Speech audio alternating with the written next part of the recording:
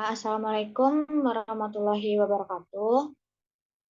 Waalaikumsalam warahmatullahi Waalaikumsalam warahmatullahi wabarakatuh.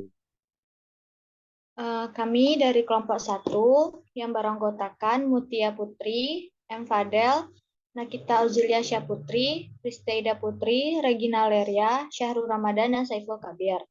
Pada kesempatan kali ini, kami akan mempresentasikan makalah kami yang berjudul Teori Makroekonomi dan membahas peranan pemerintah dalam perekonomian.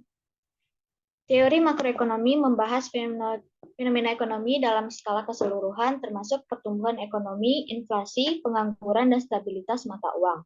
Konsep-konsep dasar PDB dan tingkat pengangguran merupakan indikator penting dalam menganalisis kondisi ekonomi suatu negara. Untuk penjelasan lebih lanjut, marilah kita simak penjelasan pertama yang akan disampaikan oleh Regina Leria. Kepada Regina, disilahkan. Baik, terima kasih kepada moderator. Saya akan menjelaskan materi tentang teori makroekonomi. Teori makroekonomi adalah cabang ilmu ekonomi yang mempelajari perilaku dan kebijakan ekonomi dalam skala keseluruhan atau agregat. Teori ini melibatkan analisis tentang faktor-faktor yang mempengaruhi output ekonomi, tingkat inflasi, pengangguran, pertumbuhan ekonomi, dan stabilitas mata uang suatu negara. Tujuan utama teori makroekonomi adalah memahami dan menjelaskan fenomena ekonomi secara luas, serta memberikan dasar bagi perumusan kebijakan ekonomi. Beberapa tujuan utama teori makroekonomi adalah, yang pertama, menjelaskan pertumbuhan ekonomi, yaitu teori makroekonomi yang berusaha untuk menjelaskan faktor-faktor yang mempengaruhi pertumbuhan ekonomi jangka panjang suatu negara, seperti investasi, inovasi, dan perkembangan teknologi. Dan yang kedua, menganalisis tingkat pengangguran, yaitu teori makroekonomi yang mempelajari tingkat pengangguran dan faktor-faktor yang mempengaruhinya, serta mencari cara untuk mengurangi pengangguran melalui kebijakan ekonomi. Dan yang ketiga, menjaga stabilitas harga.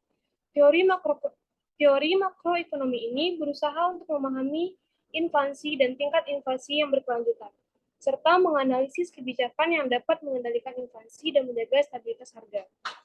Yang keempat, mempelajari kebijakan moneter dan fiskal, yaitu teori makroekonomi menganalisis kebijakan moneter dan fiskal yang diambil oleh pemerintah untuk mengendalikan perekonomian seperti suku bunga, pengeluaran pemerintah, dan perpajakan. Dan yang kelima, mempelajari perdagangan internasional. Teori makroekonomi ini juga memperhatikan dampak perdagangan internasional terhadap perekonomian suatu negara, termasuk ekspor-impor dan kebijakan perdagangan. Dan yang terakhir, menjaga stabilitas mata uang. Teori makroekonomi ini mempelajari faktor-faktor yang mempengaruhi nilai tukar mata uang dan stabilitas mata uang, serta dampaknya terhadap perdagangan dan perekonomian secara keseluruhan. Terima kasih, saya kembalikan kepada moderator. Terima kasih kepada Regina. Materi selanjutnya yaitu tentang makroekonomi dan mikroekonomi yang akan disampaikan oleh Syaiful Kabir. Pada Kabir, disilahkan.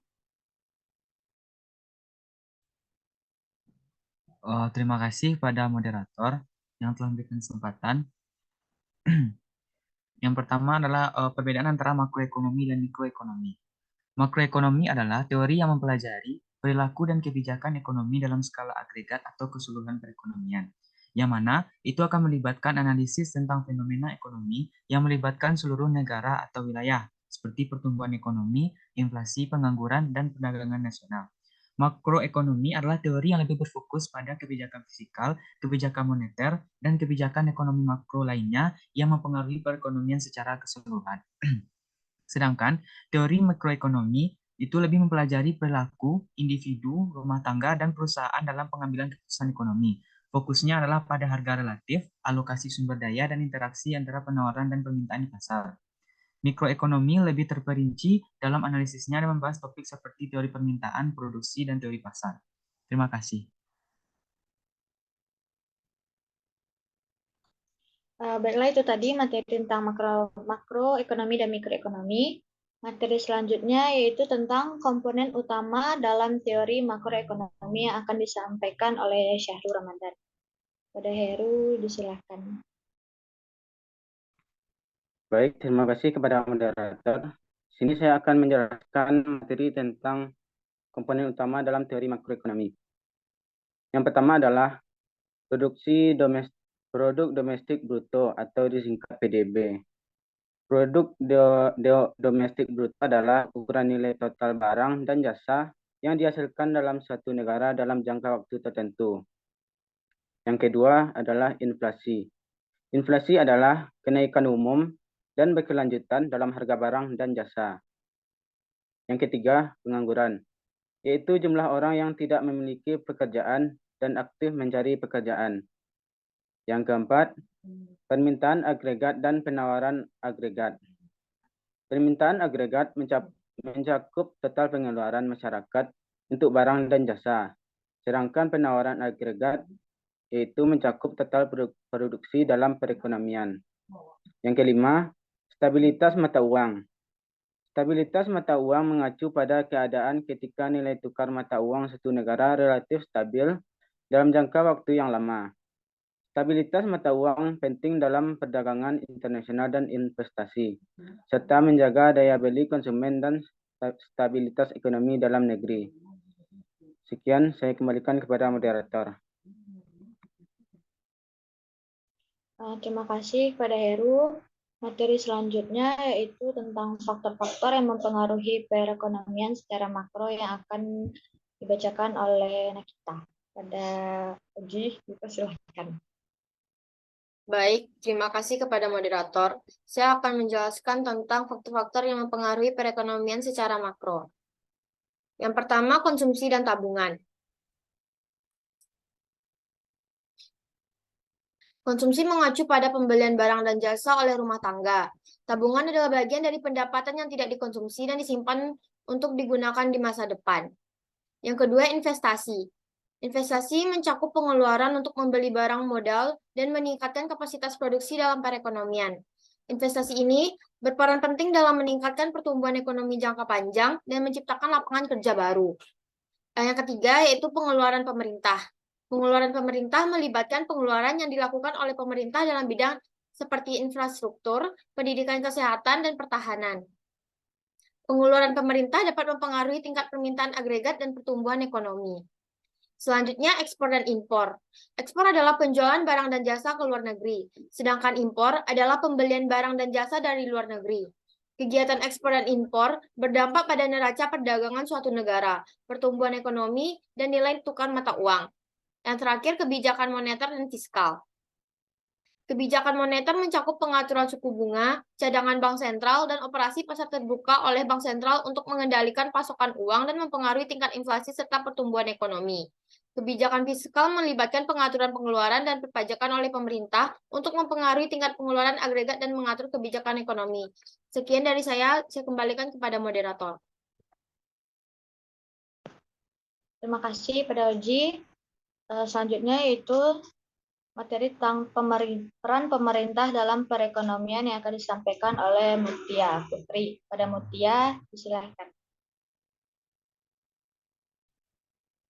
Baik, terima kasih kepada moderator.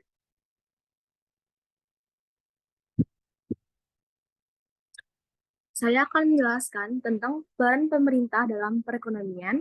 Yang pertama, stabilisasi ekonomi. Stabilisasi ekonomi adalah pemerintah dapat menggunakan kebijakan fiskal atau pengeluaran dan pendapatan, dan kebijakan moneter atau pengaturan suku bunga, kontrol inflasi untuk mencapai pertumbuhan ekonomi yang stabil. Kedua, kebijakan fiskal. Kebijakan fiskal yaitu pemerintah dapat menggunakan pengeluaran dan pendapatan untuk mempengaruhi permintaan agregat dalam pertumbuhan, yaitu mendapatkan 1.000 pelanggan pertama. Yang ketiga yaitu kebijakan moneter. Kebijakan moneter yaitu otoritas moneter seperti bank sentral dapat mengatur suku bunga dan pasokan uang untuk mengendalikan inflasi dan mempengaruhi tingkat investasi dan pengeluaran konsumen. Yang terakhir yaitu pengaturan dan kebijakan struktural. Pengaturan dan kebijakan struktural yaitu pemerintah dapat memainkan peran dalam mengatur pasar, mempromosikan persaingan yang sehat, mengurangi ketimpangan pendapat, dan memberikan dukungan kepada sektor-sektor tertentu dalam perekonomian. Baik, saya kembalikan kepada moderator. Terima kasih kepada Mutia. Materi selanjutnya yaitu tentang kegagalan pasar dan intervensi pemerintah yang akan disampaikan oleh Muhammad Fadel. Kepada Fadel, silahkan. Baik, terima kasih kepada moderator. Saya akan menjelaskan mengenai kegagalan pasar dan intervensi pemerintah. Yang pertama adalah kegagalan pasar. Kegagalan pasar terjadi ketika berdaya yang efisien atau menghasilkan hasil yang diinginkan. Kegagalan pasar dapat terjadi karena adanya ketidaksempurnaan pasar, seperti ketidakmampuan pasar untuk menghasilkan hasil yang optimal dalam hal eksternalitas, informasi asimetris, atau kekuatan pasar yang tidak seimbang. Yang kedua yaitu eksternalitas. Eksternalitas terjadi ketika kegiatan produksi atau konsumsi mempengaruhi pihak ketiga yang tidak terlibat dalam transaksi. Eksternalitas dapat bersifat positif atau negatif. Ketika eksternalitas terjadi, pasar gagal memperhitungkan dampak tersebut, dan intervensi pemerintah dapat diperlukan melalui pengenaan pajak, subsidi, atau regulasi untuk mengatasi eksternalitas. Yang ketiga yaitu monopoli dan oligopoli. Monopoli terjadi ketika hanya ada satu produsen atau penjual dalam pasar, sementara oligopoli terjadi ketika hanya ada beberapa produsen atau penjual yang menguasai pasar. Monopoli dan oligopoli dapat menyebabkan distorsi pasar karena kurangnya persaingan dan peningkatan kekuatan pasar yang dapat merugikan konsumen. Pemerintah dapat mengintervensi dengan melakukan regulasi, mengontrol harga, atau mempromosikan persaingan yang sehat. Yang keempat itu informasi asimetris. Informasi asimetris terjadi ketika satu pihak dalam transaksi memiliki informasi yang lebih baik atau lebih lengkap daripada pihak lain. Hal ini dapat mengakibatkan ketidakseimbangan informasi dan mengarah pada konsekuensi yang tidak diinginkan, seperti keputusan yang tidak efisien atau penipuan. Pemerintah dapat berperan dalam mengatasi informasi asimetris dengan mewajibkan transparansi informasi, memperlakukan peraturan, atau memfasilitasi penyebaran informasi yang lebih baik. Sekian, kembalikan kepada moderator. Baik, itu tadi materi tentang kegagalan pasar. Baiklah, itulah penjelasan tentang teori makroekonomi dan membahas peranan pemerintah dalam perekonomian.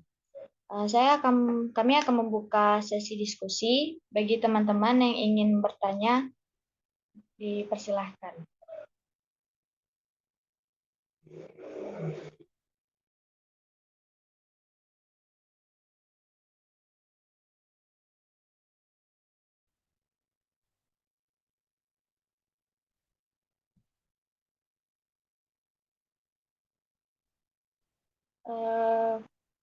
Kepada Farhan dipersilahkan. Baik, saya akan bertanya ke kelompok 1. Apa peran pemerintah dalam mengatur kebijakan fiskal?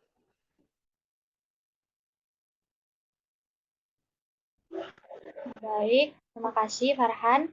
Selanjutnya kepada Rizkan. Kepada Rizkan dipersilahkan. Baik, saya perkenalkan, saya Rizkan Fadia ingin bertanya kepada kelompok 1. Pertanyaannya, apa implikasi dari teori makroekonomi terhadap peran pemerintah dalam perekonomian? Terima kasih. Baik, terima kasih.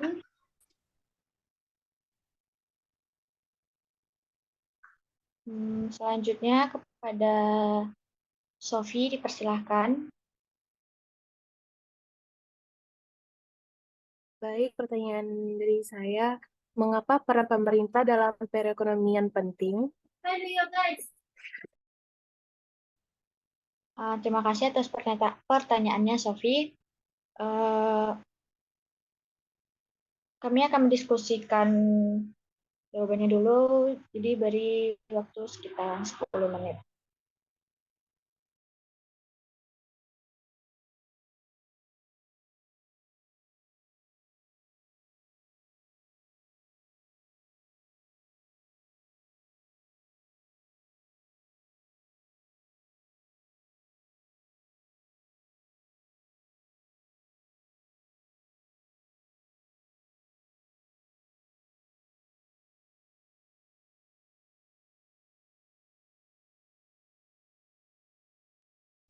Bagi yang bertanya tadi, tolong tulis pertanyaannya di forum. Terima kasih.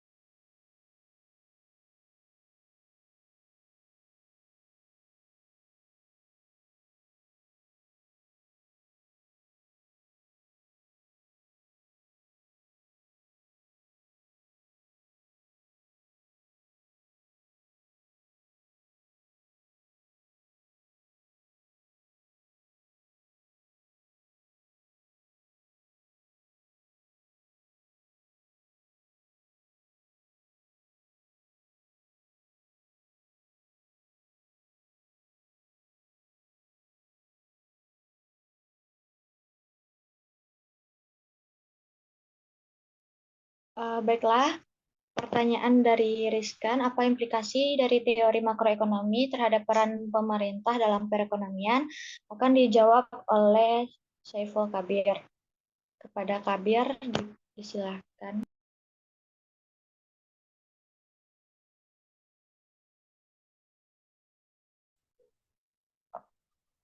Baik, terima kasih kepada moderator.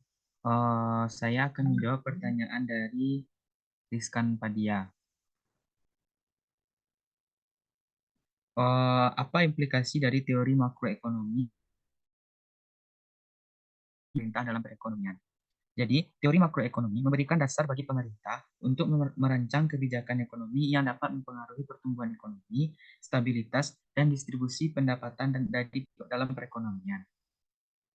Dengan memahami faktor-faktor seperti inflasi, pengangguran, dan pertumbuhan ekonomi, pemerintah dapat merespon tantangan ekonomi dengan intervensi yang tepat melalui kebijakan fiskal dan moneter. Terima kasih.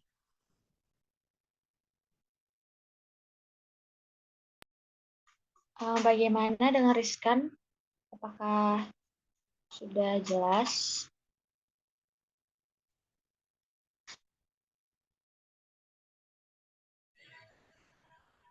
Baik, terima kasih. Baiklah, pertanyaan kedua yaitu dari Sofi. Pertanyaannya, mengapa peran pemerintah dalam perekonomian penting?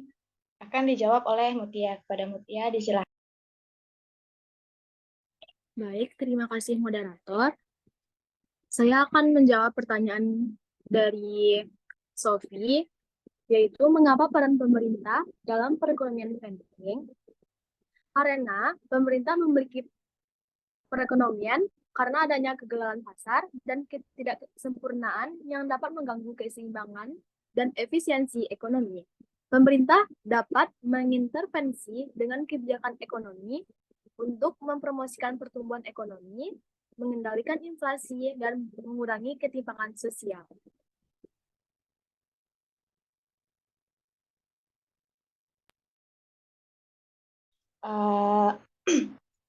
Bagaimana, Sofi? Apakah sudah jelas? Terima kasih Apakah sudah? sudah menjawab pertanyaan saya. Alhamdulillah sudah jelas. Oke, terima kasih. Lanjut ke pertanyaan selanjutnya. yaitu dari Farhan, apa peran pemerintah dalam mengatur kebijakan fiskal, yang akan dijawab oleh Syahrul Ramadan. Kepada Heru, silakan. Baik, saya akan berusaha menjawab pertanyaan dari Farhan Saifullah, yaitu apa peran pemerintah dalam mengatur kebijakan fiskal. Jadi, peran pemerintah dalam mengatur kebijakan fiskal meliputi pengaturan pendapatan dan pengeluaran pemerintah. Pemerintah dapat menggunakan kebijakan fiskal untuk merangsang pertumbuhan ekonomi melalui peningkatan pengeluaran publik atau merespon ketimpangan melalui perubahan dalam sistem perpajakan. Sekian, terima kasih.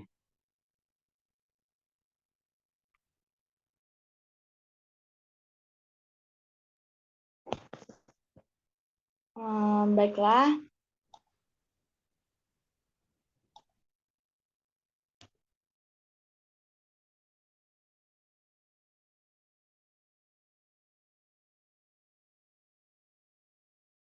Baiklah, itu tadi faktor-faktor yang mempengaruhi perekonomian secara makro, yaitu ada konsumsi dan tabungan, investasi, pengeluaran pemerintah, dan perdagangan internasional.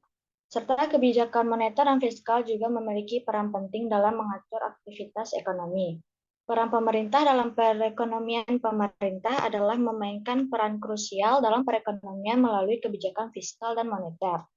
Implikasi dari teori makroekonomi terhadap peran pemerintah dalam perekonomian ada stabilitas ekonomi, pengaturan pasar, dan kesejahteraan masyarakat.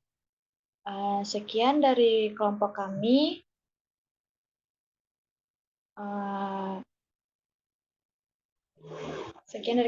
Kami ucapkan terima kasih. Dan Assalamualaikum warahmatullahi wabarakatuh.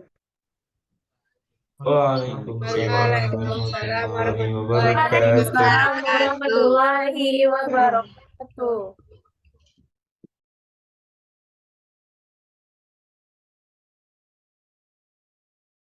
Boleh keluar, guys. Oke, guys. Banyak kawan-kawan.